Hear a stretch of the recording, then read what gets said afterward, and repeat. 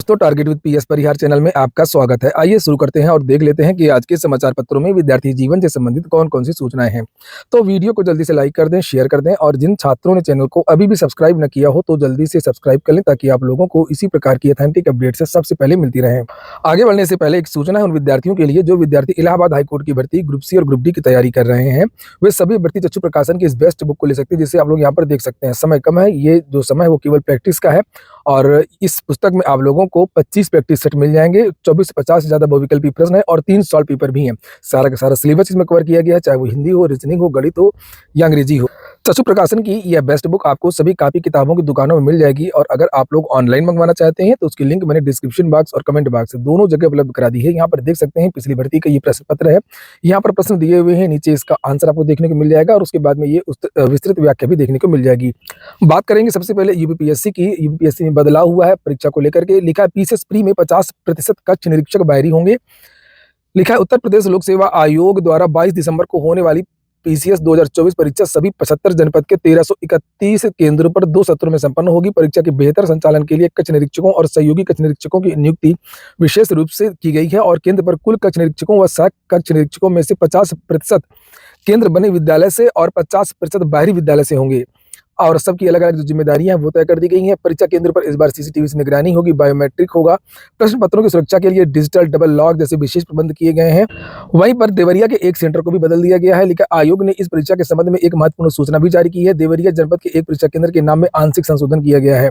लिखा हुआ है कि अनुक्रमांक नंबर 040293 से लेकर के 0433 के बीच के परीक्षार्थियों के लिए परीक्षा केंद्र का पुराना नाम राजकीय पीजी कॉलेज इंदुपुर गौरी बाजार देवरिया था। अब संशोधित नाम है राजकीय डिग्री कॉलेज इंदुपुर गौरी बाजार देवरिया। उत्तर प्रदेश लोक सेवा आयोग से एई वैकेंसी को लेकर के 604 पदों का विज्ञापन निकला है और विज्ञापन निकलते ही इसमें विवाद हो गया है।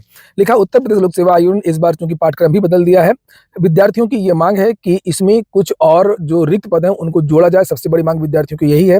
विद्यार्थियों को यह भी कहना है कि इसमें लगभग 500 पद और रिक्त हैं जिनको इसमें जोड़ा जाना चाहिए इसी भर्ती में। वहीं पर विद्यार्थियों को यह भी कहना है कि कुछ सिलेबस में जो बदलाव किया गया, कुछ ऐसी चीजें जोड़ दी गई हैं जो बाकी विद्यार्थियों के लिए उपयोगी नहीं है। जैसे लिखा कि इसमें प्रारंभिक परीक्षा में मानव स्वास्थ्य, स्वच्छता, जलवायु परिवर्तन समेत 22 नए विषयों को जोड़ा गया है जिनका सिविल या मैकेनिकल अभियांत्रिकी से कोई सीधा सरोकार नहीं है। छात्रों का यह कहना है कि अभियांत्रिकी के 20 से 25 विषयों के साथ उन्हें हिंदी, सामान्य विज्ञान पढ़ना होता है, लेकिन प्रारंभिक परीक्षा में 22 अन्य विषय जोड़ देने का भार बढ़ गया है। इतना बड़ा पाठ्यक्रम किसी परीक्षा का नहीं है। मांग है कि प्रारंभिक परीक्षा में या तो 22 विषय रखे जाएं या हिंदी और सामान्य विज्ञान ही रखा जाए, क्योंकि यहाँ पर ये क्वालिफाइंग की बात हो रही है। लिखा छात्रों को ये कहना कि प्रारंभिक परीक्षा क्वालिफाइंग होनी चाहिए जिसमें 35% कट ऑफ रखा जाए एक बार में। पास होने वाले सभी अभ्यर्थियों को मुख्य परीक्षा में शामिल किया जाए। संघ लोक सेवा आयोग की इंजीनियरिंग सर्विसेज परीक्षा में भी जो छात्र उत्तीर्ण होते हैं सामान्य अध्ययन के पेपर में मात्र 30 से 35% का ही स्कोर पाते हैं। इसलिए उत्तर प्रदेश सहायक अभियंता भर्ती का कट ऑफ भी पहले से 30% ही निर्धारित कर देना चाहिए। मतलब इनका कहना है कि ये नहीं है कि पदों का 15 गुना या 12 गुना विद्यार्थियों को बुलाया जाए, सीधे 30 या 35% का कट ऑफ घोषित किया जाए और जितने विद्यार्थी क्वालिफाई हो सबको प्री में पास करा दिया जाए। विद्यार्थियों को डर है सबसे बड़ा प्रारंभिक परीक्षा को लेकर के। अगली जो सूचना है वो शिक्षा सेवा चयन आयोग की है। 2 सूचनाएं हैं। एक तो ये जो कल नोटिस जारी हुई थी कि असिस्टेंट प्रोफेसर भर्ती की जो की परीक्षा है वो 16 और 17 फरवरी को होगी और टीजीटी में एक विद्यार्थी का जो चयन है वो निरस्त कर दिया गया। 2011 का ये रिजल्ट है। उसमें एक सब्जेक्ट को लेकर के विवाद है और लिखा कि अभ्यर्थी ने 4 अभ्यर्थियों को प्रोविजनल रूप से चयनित घोषित किया था और इनके मूल दस्तावेज डॉक्यूमेंट वेरिफिकेशन के लिए मांगे थे। 3 विद्यार्थियों के दस्तावेज सही पाए गए जबकि कुंवर विकास कुमार सिंह द्वारा प्रस्तुत इंडस्ट्रियल माइक्रोबायोलॉजी की डिग्री जंतु विज्ञान के समकक्ष न होने के कारण उन्हें अनर्ह मानते हुए प्रोविजनल चयन निरस्त कर दिया गया। संशोधित चयनित अभ्यर्थियों की सूची एवं संस्था का आवंटन वेबसाइट के एक्स अकाउंट पर प्रदर्शित है। और वहीं पर अब असिस्टेंट प्रोफेसर भर्ती की जो परीक्षा जो पहले प्रयागराज में ही होती थी, अब ये परीक्षा आगरा में भी होगी। इसको लेकर के भी जानकारी दी गई है। लिखा है कि परीक्षा कराने का निर्णय अब आगरा में भी कराने का लिया गया है। स्वास्थ्य विभाग में चिकित्सकों की 3532 पदों पर भर्ती होगी। विधान परिषद में गुरुवार को प्रदेश की स्वास्थ्य व्यवस्था से जुड़े सपा सदस्यों व निर्दलीय सदस्य राज बहादुर सिंह चंदेल के सवालों के जवाब में उप मुख्यमंत्री ब्रजेश पाठक ने कहा कि सरकारी अस्पतालों में लगातार सुविधाएं बढ़ाई जा रही हैं। राज्य लोक सेवा आयोग को 2532 विशेषज्ञ चिकित्सकों की भर्ती के लिए अधियाचन भेज दिया गया है और इनमें से 300 से अधिक चिकित्सक मिल भी चुके हैं। विधानसभा में इस बार रोजगार के मुद्दा को जोर शोर से उठाया गया है विपक्ष के द्वारा। इसको लेकर के सरकार ने बताया है कि हमने विदेश में भेजा है लेबरगिरी करने के लिए और हमने इतनी नौकरियां पहले से दी हैं, बहुत सारी बातें हमने नकल रोकने के लिए कानून भी बनाया है और वही रटी रटाई बात जो आप सुनते रहते हैं यहाँ पर ये लिखी हुई है। लेकिन मेन बात ये है कि जो रिक्त पद हैं उनको सरकार भर क्यों नहीं रही है और जो लंबित भर्ती है उनको पूरा क्यों नहीं कर रही है। लिखा है नेता प्रतिपक्ष लाल बिहारी यादव ने कहा, सरकारी विभागों में करीब 4,50,000 पद रिक्त हैं, राजस्व विभाग में 11,000 पद खाली हैं और बेसिक विभाग में 78,000 पद खाली हैं। ये जिसके बारे में मैंने कल वीडियो बनाया था, एक विधायक थे जौनपुर के जिनका नाम था पंकज पटेल। उनका ये कहना था कि सरकार ने जो 51,000 का हलफनामा दिया है वो और साथ में 68,527 पद, कुल मिलाकर के लगभग 78,000 पद बेसिक में मोटा मोटी खाली हैं, इनको भरा जाए। माध्यमिक शिक्षा विभाग में 48,000 पद रिक्त हैं, एलटी और टीजीटी पीजीटी को मिलाकर के। 20 लाख से अधिक बीटीसी और 15 लाख से अधिक बीएड पास युवा नौकरी की तलाश में घूम रहे हैं।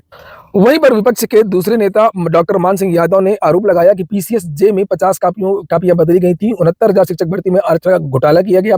श्रम एवं सेवा योजना मंत्री ने कहा कि पर्चा लीक होने से रोकने को सख्त कानून बनाया गया है। 69,000 शिक्षक भर्ती में आरक्षित वर्ग के अभ्यर्थियों को निर्धारित आरक्षण के अनुसार तय पदों से अधिक पदों पर चयन मिला है। विपक्ष के जो भी नेता हैं जिन्होंने आप लोगों की बात उठाई है, इन लोगों के लिए आप लोग दो कमेंट में 2 शब्द जरूर कहें, चाहे वो राज बहादुर सिंह चंदेल हों, चाहे वो मान सिंह यादव हों, चाहे वो पंकज पटेल हों। इस बार बहुत अच्छी तरीके से विपक्ष ने सरकार को रोजगार के मुद्दे पर घेरा है और रोजगार का मुद्दा उठाना भी चाहिए। ज्यादातर जो सरकारें हैं, ज्यादातर जो लोग हैं, नेता हैं, वो इस पर चर्चा नहीं करते हैं। आप लोग आंदोलन करते हैं, अलग अलग तरीके होते हैं, हम लोग सड़कों पर आंदोलन करते हैं और जब हम लोग आंदोलन करते हैं तभी ये मुद्दा बनता है और उसके बाद में फिर विपक्ष है, सांसद है, नेता है, विधायक है, वो आपकी जो बात को विधानसभा में या संसद में रखते हैं और इसका बहुत बड़ा प्रभाव पड़ता है सरकार पर बहुत ज़्यादा दबाव आता है जब विपक्ष किसी बात को लेकर के विधानसभा या संसद में सवाल पूछता है। तो सरकार ने यहाँ पर ऐसे ही बयान दिया कि हमने 5600 श्रमिकों को इजराइल भेजा है और इतने लोगों को नौकरि दिलाई है, ये सब चीज़ें यहाँ पर लिखी हुई हैं। अगली सूचना बिहार की है, 2-3 सूचनाएं बहुत महत्वपूर्ण है। जैसे एक तो ये कि जो बीपीएससी में एक परिसर का जो पेपर रद्द किया गया था, जहाँ पर हंगामा हो गया था, बापू परीक्षा परिसर पटना, तो वहाँ की परीक्षा तारीख घोषित कर दी गई है। 4 जनवरी को उस सेंटर की परीक्षा होगी, जबकि विद्यार्थी मांग कर रहे हैं कि पूरी परीक्षा निरस्त होनी चाहिए, क्योंकि पेपर बाहर निकल आया था, हंगामा हो गया था, नॉर्मलाइजेशन होगा, पता नहीं उन विद्यार्थियों को पास किया जाएगा, नहीं पास किया जाएगा, क्या होगा। तो विद्यार्थी इस चीज को लेकर के बिहार में आंदोलन कर रहे हैं और एक और बड़ी खबर मिली है जिससे विद्यार्थियों की बात को और बल मिलेगा। प्रश्न पत्र का बंडल मिल गया है एक विद्यार्थी के पास, उसकी गिरफ्तारी हुई है। ये देख सकते हैं। आप लोगों ने वीडियो को लाइक नहीं किया होगा, आप लोग वीडियो को लाइक नहीं करते हैं उस तरीके से जिस तरीके से आप लोगों को वीडियो को लाइक करना चाहिए। बहुत सारे चैनल हैं, लेकिन जो चैनल आप लोगों के लिए बने, कम से कम उनको आप लोग सपोर्ट किया करिए। जिस तरीके से आपको लगता है कि हमारी बात को कोई सपोर्ट करे, इसीलिए इसी तरीके से चैनल को भी बहुत अपेक्षा होती है कि उसको भी कोई सपोर्ट करे। यहाँ पर बीपीएससी पीटी में हंगामे का आरोपित गिरफ्तार, प्रश्न पत्र का बंडल बरामद। 13 तारीख को ये परीक्षा हुई थी। लिखा, पुलिस ने सुपौल निवासी मनीष कुमार को किया गिरफ्तार। वरीय पुलिस पदाधिकारी ने एसआईटी का किया था गठन। एएसपी ने कहा अन्य की तलाश में छापेमारी जारी है। 50 से अधिक अज्ञात पर मामला दर्ज है। बीपीएससी 17वीं पीटी परीक्षा के दौरान अगम कुआं थाना क्षेत्र के कुम्हरार स्थित बापू सभागार परीक्षा केंद्र पर हंगामा व सड़क जाम करने के आरोप में पुलिस ने सुपौल निवासी मनीष कुमार को गिरफ्तार किया। उसके पास से प्रश्न पत्र का बंडल भी बरामद कर लिया है। एएसपी अतुल झा ने बताया कि 13 दिसंबर को बापू सभागार परीक्षा केंद्र में बीपीएससी 17वीं पीटी परीक्षा का आयोजन था और जिसमें अज्ञात लोगों ने मुख्य द्वार के बाहर हंगामा व सड़क जाम करने लगे। हंगामा, ये सब बातें यहाँ लिखी हुई हैं। लिखा हुआ है कि मनीष मूल रूप से सुपौल जिला के जगतपुर निवासी संजय कुमार झा का बेटा है, जो वर्तमान समय में पाटलिपुत्र थाना क्षेत्र के इंद्रपुर रोड 4 नंबर पर रहता है। छानबीन में उसके पास से परीक्षा हाल में गायब प्रश्न पत्र का बंडल मिला, जिसमें 12 प्रश्न पत्र थे। इसके अलावा एक मोबाइल फोन भी जब्त किया गया। एएसपी ने बताया कि अन्य आरोपितों की तलाश में विशेष टीम छापेमारी कर रही है। वहीं हंगामा कर रहे अभ्यर्थियों में इस समय हड़कंप मचा हुआ है। जिन विद्यार्थियों ने विरोध किया था, अब उनके खिलाफ भी कार्रवाई कर रही है वहां की पुलिस प्रशासन।